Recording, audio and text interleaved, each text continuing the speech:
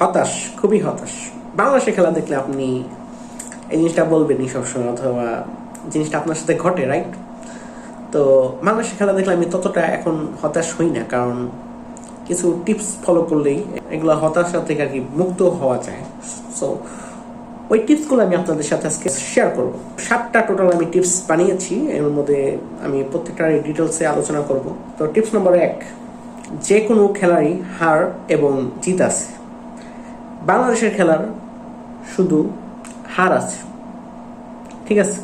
যদি তারা একটি লো র্যাঙ্কিং এর দলের সাথে খেলে তখন দেখবেন যে আপনি এটা জিততে পারে, বাট একটা হাই র্যাঙ্কিং এর দলের সাথে যদি খেলে, যেমন আফগানিস্তান, শ্রীলঙ্কা, ওয়েস্ট ইন্ডিজ, অথবা এমন কোনো দল মিডল র্যাঙ্কিং, হাই র্যাঙ্কিং তো প্রশ্নই আসে না, মিডল র্যাঙ্কিং এর সাথেও যদি তারা খেলে তাহলে তারা এটা মাস্ট হারবে।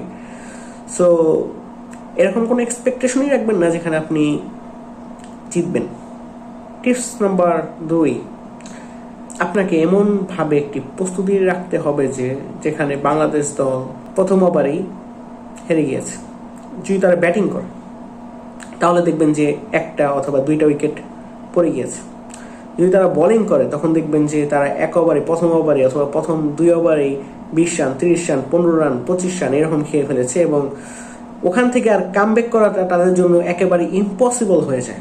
টিপস নাম্বার 3, হঠাৎ দেখলেন যে বাংলাদেশ দল ভালো খেলতেছে, এর অর্থেই না যে তারা এটাকে কন্টিনিউ করতে পারবে, এর অর্থেই না যে তারা অতি শীঘ্রই তাদের নিয়মিত খেলায় কামব্যাক করবো এবং জিনিসটাকে একটি ডিজাস্টারে পরিণত করে ম্যাচটা হেরে যাবে। This is what happen every time, right? 4 number tips, এই হ্যাকটার মধ্যে আপনি যখন দেখবেন যে বল আকাশে আছে তখন তারা এটাকে মিস করবো, ক্যাচ মিস করবো, অথবা এমন স্থানে বলটা পড়বো যেখানে কোনো ফিল্ডারই ছিল না, অনেক বেশি সম্ভাবনাই থাকবো এরকম কিছু হওয়ার। আবার দেখা যাবে একটি ইজি ফিল্ডিং মিস করে ফেলেছে, যার মাধ্যমে তারা রান দিব এবং ম্যাচ হেরে যাবে। টিপস নাম্বার 5,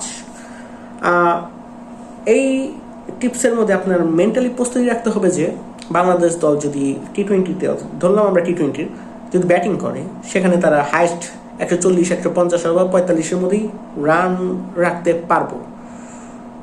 আর যদি পিচটা বোলিং হয় তাহলে একেবারে খারাপ অবস্থা, 110, 120 পর্যন্তই যেতে পারে।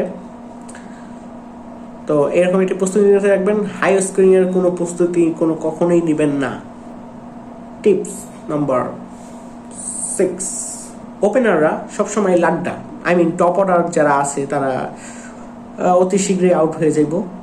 এরপর মিডল অর্ডারে যারা আছে তারা ঠুক ঠুক ঠুক ঠুক করে কিছু রান করে একটি সম্মানজনক রান স্কোরিং এ নিয়ে যাবে, যেখানে কোনো রেকর্ড হবে না, কিন্তু হারার জন্য সম্পূর্ণ প্রস্তুতি তাদের হয়ে গেছে ধরেন। সো এরকম একটি মেন্টাল প্রস্তুতি রাখবেন যে টপ অর্ডারের উপর কোনো দিনও ভরসা রাখবেন না, ভুলেও রাখবেন না, ঠিক আছে? 7 নম্বর টিপস, তো এটা হলো মোস্ট পপুলার, ঠিক আছে? এই অবস্থানে কি হবে যে বাংলাদেশ যদি ব্যাটিং করে তাহলে দেখবেন যে পিচটা বোলিং পিচ হয়ে গেছে, আবার যদি বোলিং করে তখন দেখবেন যে পিচটা ব্যাটিং পিচ হয়ে গেছে। তো আপনারা যারা বাংলাদেশের খেলা প্রতিনিয়ত জানেন অথবা দেখেন, তো তারা জানেন যে আমার কথাগুলো কতটা কার্যকরী এবং সবসময় এরকমই কিছু ঘটে। It just repeating itself like আ চক্র, রাইট? তো এগুলো যদি আপনি সবসময় সাইকোলজিক্যালি ধরে রাখেন তখন আপনি কখনোই হতাশ হবেন না।